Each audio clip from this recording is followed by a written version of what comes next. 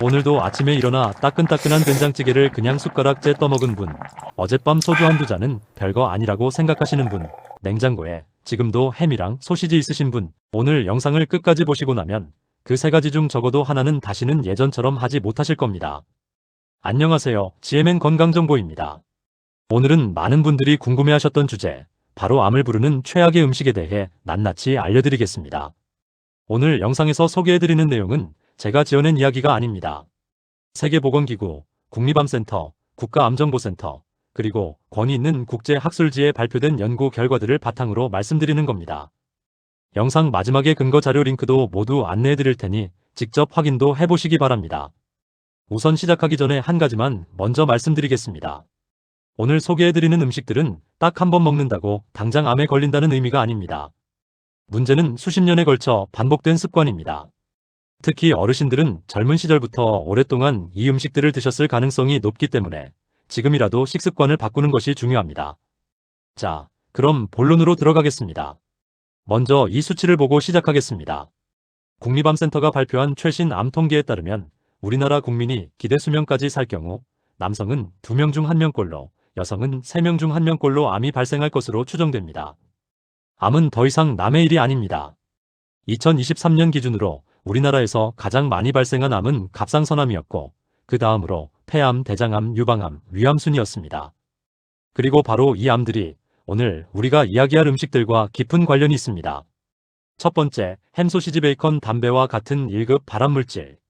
첫 번째 최악의 음식은 바로 여러분의 냉장고에 지금도 들어있을 가능성이 높은 것들입니다. 햄, 소시지, 베이컨입니다. 많은 분들이 아침밥 대신 혹은 반찬으로 또는 손자 손녀 간식으로 소시지를 내놓으십니다. 그런데 이 소시지, 햄, 베이컨 같은 가공육이 담배, 성면과 같은 등급의 발암물질이라는 사실을 알고 계셨습니까? 세계보건기구 산하국제암연구소, 즉 IARC는 800건이 넘는 연구를 검토한 결과 소시지와 햄 등 가공육을 담배, 성면과 동일한 1군 발암물질로 공식 분류했습니다. 1군 발암물질이라는 것은 인체에 암을 유발한다는 과학적 근거가 충분하고 확실한 물질이라는 뜻입니다. 구체적인 수치를 말씀드리겠습니다. 식품의약품안전처 자료에 따르면 가공육을 매일 50g씩 섭취했을 때 대장암 발생률이 18% 증가합니다. 50g이면 어느 정도냐고요? 소시지 2개 정도 혹은 햄 서너 장 수준입니다. 그렇다면 왜 가공육이 이렇게 위험한 걸까요? 국가암정보센터에 따르면 가공육을 만드는 과정에서 훈제하거나 소금에 절이거나 방부제를 넣는 과정을 거치는데 이때 아질산나트륨이라는 물질이 들어갑니다. 이 아질산나트륨이 우리 몸속에서 음식물의 단백질 성분인 아민과 결합하면 니트로사민이라는 강력한 발암물질이 만들어집니다. 이 니트로사민이 대장암, 위암, 식도암 발생에 관여하는 것으로 알려져 있습니다. 어르신들 중에 김장하면서 만드는 보쌈용 수육은 괜찮습니다. 문제는 마트에서 파는 가공된 제품들입니다. 직접 담그는 음식이 아니라 공장에서 만든 햄, 소시지, 육포, 핫도그, 베이컨 이런 것들입니다. 가공육은 맛있습니다. 특히 국물에 넣으면 감칠맛이 납니다. 그런데 그 맛을 내는 첨가물들이 바로 문제입니다. 세계암연구기금과 미국암연구소가 함께 발표한 보고서에서도 가공육 섭취가 대장암 위험을 높이는 확실한 위험 요인이라고 명시하고 있습니다. 물론 한두 번 먹었다고 당장 암이 생기는 건 아닙니다. 하지만 수십 년을 꾸준히 드셨다면 이야기가 달라집니다. 지금이라도 냉장고에서 가공육을 꺼내보시기 바랍니다. 두 번째, 짠 음식과 젓갈 한국인을 위협하는 위암의 주범. 두 번째 최악의 음식은 어르신들이 특히 주의하셔야 할 것입니다. 바로 짠 음식과 젓갈입니다. 국제학술지 역학과 건강에 실린 서울대 의대 예방의학교실과 서울대 식품영양학과 공동연구팀의 논문을 보면 한국인 암 발생의 6.08%가 식습관과 직접 관련이 있는 것으로 조사됐습니다. 그리고 암 부담에 가장 크게 기여한 요인이 바로 염장채소, 즉 소금을 많이 사용한 절임 식품이었습니다. 세계보건기구는 하루 소금 권장 섭취량을 5g 미만으로 권고하고 있습니다. 그런데 우리나라 성인의 하루 평균 소금 섭취량은 어느 정도나 될까요? 무려 9.2g입니다. 권장량의 거의 2배에 달합니다. 왜 짠 음식이 위암을 유발할까요? 국가암지식정보센터 설명에 따르면 고농도의 소금은 위 점막의 세포를 자극해서 음식 속에 있는 발암물질이 위 점막에 더 잘 흡수되도록 도와줍니다. 말하자면 소금이 발암물질의 통로를 더 넓혀주는 역할을 하는 겁니다. 특히 젓갈은 주의가 필요합니다.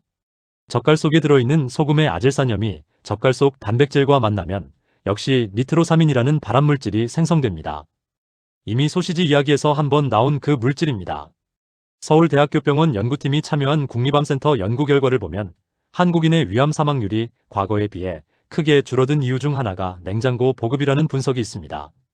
냉장고가 보급되면서 가정 내에서 소금에 절인 음식을 먹을 기회가 줄어들었고 계절에 상관없이 신선한 채소와 과일을 먹게 되면서 위암이 줄어들었다는 겁니다. 어르신들은 특히 식습관을 바꾸기 어려우십니다. 오랫동안 익숙해진 맛이 있으시니까요. 하지만 국을 끓일 때 소금을 조금만 줄여보시고 젓갈은 자주 드시기보다는 가끔 즐기는 식으로 바꿔보시길 권합니다. 작은 변화가 위암 예방에 큰 차이를 만들 수 있습니다. 세 번째, 뜨거운 음식 식도와 위를 태우는 습관. 세 번째 최악의 음식 습관은 한국인들이 특히 많이 갖고 있는 것입니다.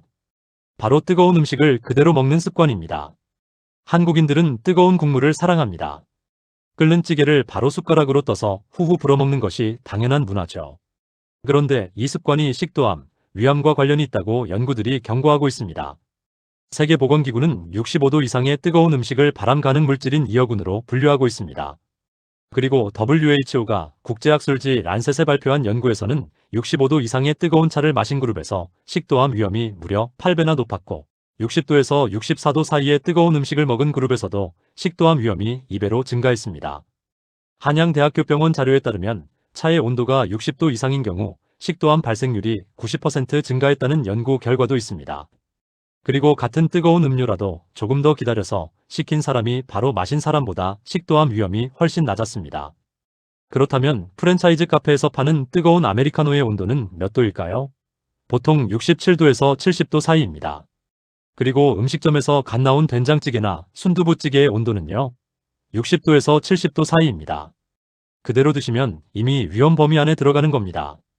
강북 삼성병원 가정의학과 신호철 교수는 뜨거운 음식을 좋아하는 사람에서 위암이 2배가량 더 생긴다는 보고가 있다고 밝히면서 우리나라 사람들에게 위장관계통 질환과 암이 많은 이유 중 하나로 뜨거운 음식과 짠 음식을 많이 먹는 식습관을 꼽았습니다. 해결 방법은 간단합니다. 식혀서 드시면 됩니다. 찌개가 나오면 2분, 3분만 기다리십시오. 뜨거운 커피도 조금만 식혔다가 드시면 됩니다. 이 작은 습관 하나가 식도와 위를 보호합니다. 네 번째, 탄 음식 고기 탄 부분의 진실. 네 번째는 탄 음식입니다. 특히 숯불에서 구운 고기, 검게 탄 부분에 대한 이야기입니다.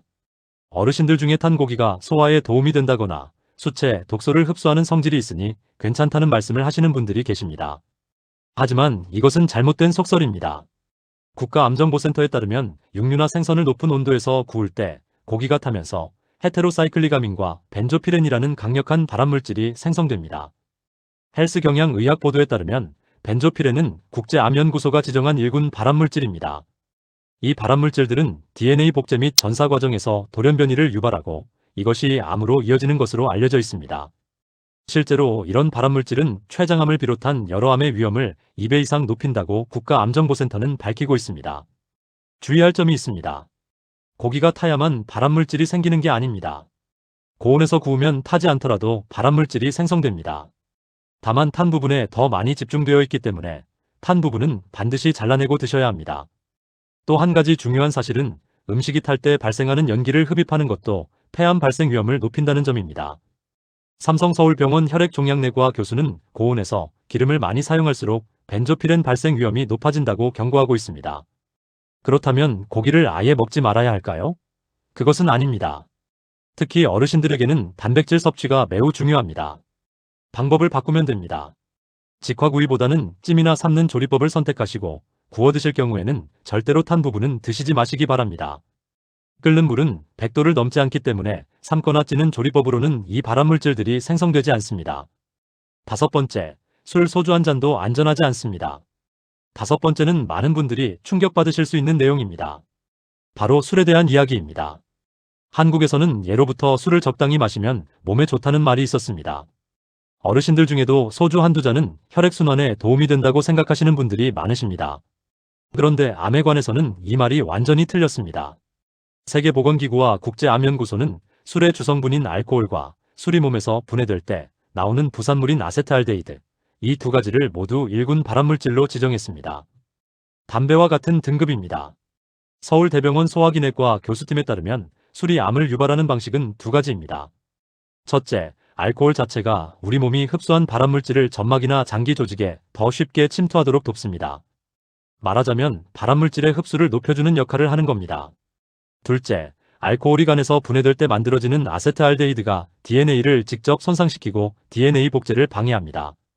이 손상된 DNA에서 돌연변이 세포가 생기고 이 세포가 죽지 않고 계속 분열하면 암세포가 됩니다. 구체적으로 어떤 암이 생길까요? 코메디닷컴이 서울대병원 자료를 바탕으로 정리한 내용에 따르면 음주는 간암, 대장암, 식도암, 구강암, 인후도암, 유방암 발생 위험을 높입니다. 특히 하루 한 잔 정도의 가벼운 음주만으로도 식도암은 30%, 구강암과 인후도암은 17%가량 발생률이 높아진다는 연구 결과가 있습니다. 그렇다면 조금만 마시면 괜찮은 걸까요? 삼성서울병원 조주희 교수의 말을 직접 전해드리겠습니다. 교수님은 건강에 도움이 되는 음주는 없으며 술은 들어오는 순간 우리 몸에서 1급 발암물질이 된다고 강조했습니다. 또한 음주량을 줄이는 것이 곧 암 발생률을 줄이는 것이라고 말했습니다. 국립암센터 원장 역시 과거에는 하루 한두 잔 정도는 괜찮다고 했지만 세계보건기구는 건강에 적정한 음주는 없으며 가장 건강한 습관은 소량의 음주도 하지 않는 것이라는 입장을 분명히 하고 있습니다. 한 가지 더 아셔야 할 중요한 사실이 있습니다. 서울대병원 소화기내과 교수팀에 따르면 동아시아인, 즉 한국인, 중국인, 일본인의 35에서 40% 정도는 알코올분해 효소가 부족한 유전적 특성을 갖고 있습니다. 술을 마시면 얼굴이 빨개지는 분들이 바로 이 경우입니다. 이분들은 같은 양의 술을 마셔도 아세트알데히드가 몸속에 더 많이 쌓이기 때문에 암세포가 생기기 더 쉽습니다. 지금까지 술을 마시면 얼굴이 빨개지는 것을 대수롭지 않게 생각하셨다면 오늘부터는 몸이 보내는 경고 신호로 받아들이시기 바랍니다. 그리고 희소식도 있습니다. 술을 많이 마셔온 분들도 지금부터라도 술을 끊으시면 알코올로 인한 암 발병 가능성이 현저하게 낮아진다는 연구 결과들이 있습니다. 늦었다고 생각하지 마시고 지금 당장 줄이시기 바랍니다.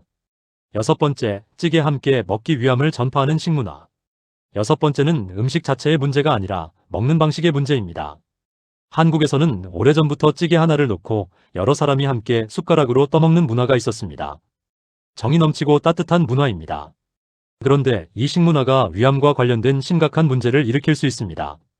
파이낸셜 뉴스가 보도한 중앙대 의과대학 예방의학교실의 연구에 따르면 헬리코박터균에 감염된 사람은 비감염자보다 위암 발생 위험이 무려 6.4배나 높습니다.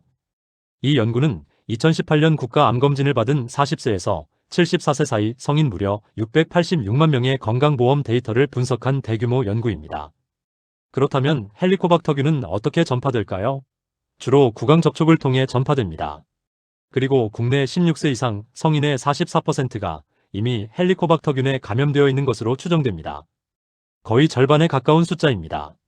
세계보건기구는 이 헬리코박터균을 1급 발암물질로 지정했습니다. 찌개를 함께 먹는 문화가 이 균의 전파에 기여한다는 것이 연구팀의 분석입니다. 감염된 분의 숟가락이 찌개 국물에 들어갔다 나오면 그 숟가락을 통해 균이 전파될 수 있습니다. 물론 가족이 모두 함께 나눠 먹는 것이 우리 식문화의 따뜻한 부분입니다. 이것을 당장 없애라는 말이 아닙니다. 하지만 각자 개인 접시에 덜어서 먹는 습관을 들이시고 특히 어린 손자 손녀와 함께 식사할 때는 반드시 개인 접시를 사용하시기 바랍니다. 아이들이 어릴 때 감염되면 나이 들어 위암으로 이어질 위험이 높아집니다. 일곱 번째, 당분 많은 가공식품 비만을 통한 암의 경로. 일곱 번째는 과자, 단 음료, 패스트푸드 같은 당분 많은 가공식품입니다.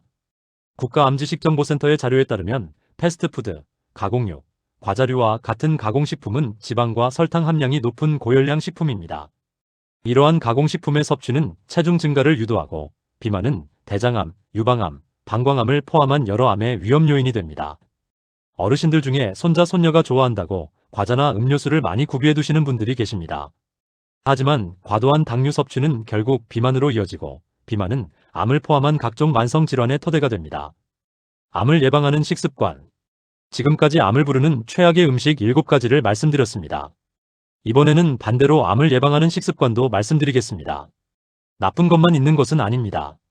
국가암지식정보센터와 대한민국 정책브리핑 자료에 따르면 하루 400g 이상의 과일과 채소를 다양하게 먹으면 위암, 폐암, 대장암 등 각종 소화기 계통의 암을 줄여준다는 연구 결과가 많습니다.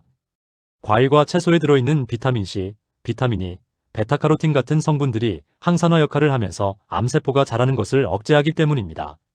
그런데 서울대 연구팀의 분석에 따르면 현재 한국인의 하루 채소와 과일 섭취량은 평균 340g 수준으로 국제 권장량인 490에서 730g에 한참 못 미칩니다. 이 부족분이 대장암과 위암 등 암 위험을 높이는 요인이 됩니다. 마늘, 파, 양파 같은 백합과 채소도 위암 발생 위험을 낮추는 것으로 알려져 있습니다. 콩에 들어있는 이소플라본 성분은 유방암 예방에 도움이 된다는 연구도 있습니다. 결론적으로 암 예방을 위한 식습관의 핵심은 다음과 같습니다. 가공육과 소금 절임 음식을 줄이고, 뜨거운 음식은 식혀서 드시고, 음식이 타지 않도록 조리법에 주의하시고, 술은 최대한 줄이시고, 찌개는 개인 접시에 덜어 드시고, 신선한 채소와 과일을 충분히 드시기 바랍니다.